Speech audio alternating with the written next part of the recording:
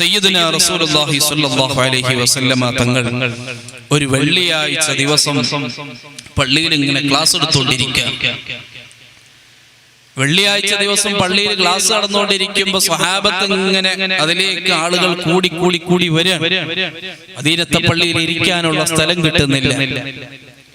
മുത്തുനബി സല്ലല്ലാഹു അലൈഹി വസല്ലമ തങ്ങൾ ക്ലാസ് തുടർന്നുകൊണ്ടിരിക്കുമ്പോ ഒരു 3-4 സ്വഹാബത്ത് കുറച്ച് വൈകി വന്നിട്ട് അസ്സലാമു അലൈക യാ റസൂലല്ലാഹ്, ആദ്യമായി അവർ ഹബീബായ തങ്ങൾക്ക് സലാം ചൊല്ലി.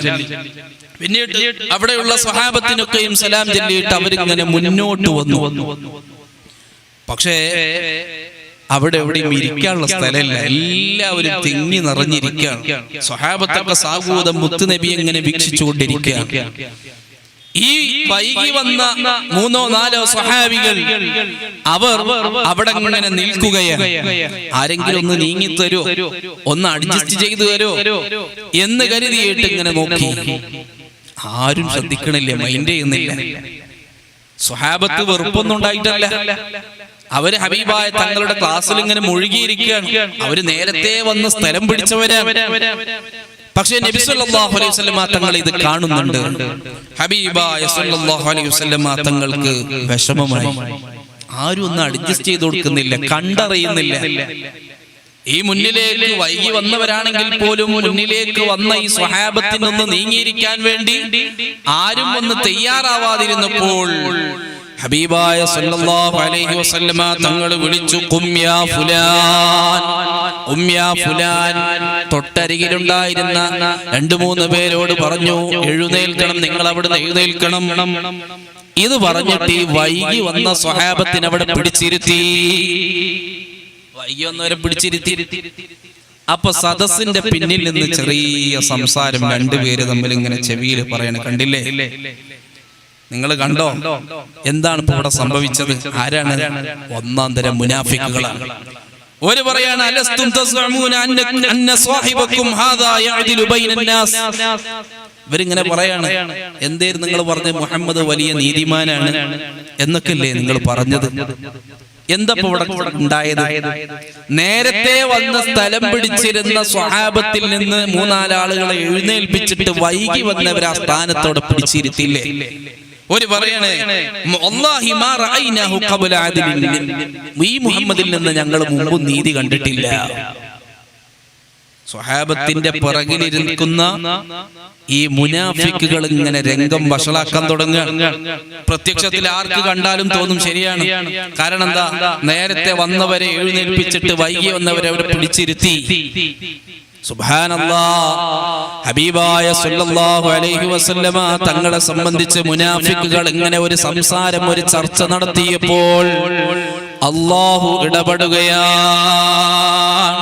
ഉടൻ അല്ലാഹുവിന്റെ ആയത്തിറങ്ങിയ, അയ്യുഹല്ലദീന ആമനൂ ഇദാ ഖീല ലക്കും തഫസ്സഹൂ ഫിൽ മജാലിസ്. അല്ലാഹു അവിടുന്ന് പറയാണ്, ഓ സത്യവിശ്വാസികളെ, നിങ്ങളോട് ഒരു സദസ്സിൽ വിശാലത ചെയ്യണമെന്ന് പറയപ്പെട്ടാൽ പിന്നെ അവിടെ ശങ്കിച്ചു നിൽക്കരുത്. നിങ്ങളുടെ നേതൃത്വം ഒന്ന് നീങ്ങിക്കൊടുക്കണം, അഡ്ജസ്റ്റ് ചെയ്യണമെന്ന് പറഞ്ഞാൽ പിന്നെ അവിടെ എന്തിന് എന്നുള്ള ചോദ്യം നിങ്ങൾ ഉന്നയിക്കരുത്. നേതൃത്വമാണ് നമ്മോട് പറയുന്നത്. ദീർഘവീക്ഷണമുള്ളവരാണവർ. വിശുദ്ധ ഖുർആൻ പറയാണ്, ഇദാ ഖീല ലക്കും തഫസ്സഹൂ ഫിൽ മജാലിസി, നിങ്ങളുടെ സദസ്സുകളിൽ ഒന്ന് അഡ്ജസ്റ്റ് ചെയ്ത് നീങ്ങിക്കൊടുക്കണമെന്ന് പറഞ്ഞാൽ ഫഫ്സഹൂ, നിങ്ങൾ അങ്ങനെ ചെയ്തോളണം. എന്നാൽ നിങ്ങൾക്ക് ലഭിക്കുന്നത് എന്താണ്? യഫ്സഹുല്ലാഹു ലക്കും, നിങ്ങൾക്ക് അല്ലാഹു വിട്ടുവീഴ്ച ചെയ്തു തരും. അനുസരണയുള്ള ഒരു അടിമയാണെങ്കിൽ, അനുയായിയാണെങ്കിൽ വിട്ടുവീഴ്ചക്ക് തയ്യാറാവണം. എന്നാൽ നിങ്ങൾക്ക് അല്ലാഹു വിട്ടുവീഴ്ച ചെയ്തു തരും എന്ന് നമുക്ക് വിട്ടുവീഴ്ച ചെയ്തു കിട്ടേണ്ട ഒരു ലോകമുണ്ട് നാളെ ആഖിറത്തിൽ. ഞാൻ ആയത്ത് കൂടുതൽ വിശദീകരിക്കില്ല, അവിടുത്തെ സന്ദർഭമാണ് പ്രധാനം. ആയത്തിന്റെ പിന്നീട് തുടർന്ന് പറയാണ്, അഡ്ജസ്റ്റ് ചെയ്യണമെന്ന് മാത്രമല്ല, ഇപ്പൊ കുറച്ച് ആളുകളെ എഴുന്നേൽപ്പിച്ചതല്ലയോ നിങ്ങളുടെ പ്രശ്നം, ഇനി നിങ്ങളോട് നേതൃത്വം പറയാണ്,